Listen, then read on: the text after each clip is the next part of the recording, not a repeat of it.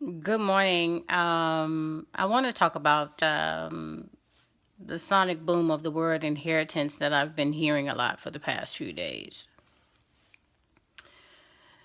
And it comes from the well of hearing, a cattle of 1,000 hills belongs to him. The earth and the fullness thereof belongs to him.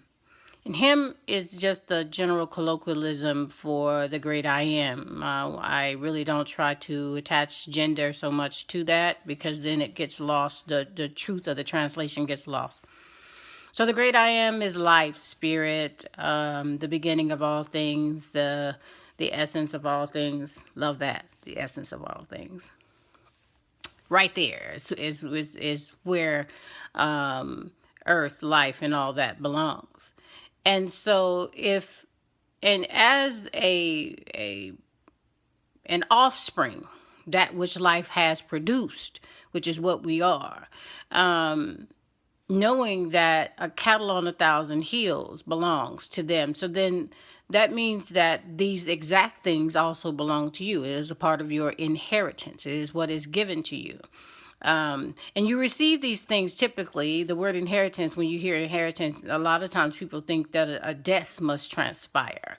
And usually with death, there's like this sadness and all that goes with that. But that's not what I want you to focus on. I want you to focus on the transition because death really is a transition piece. It means to go from one form of existence into another. And we see life doing that all the time, going from one transition to the next.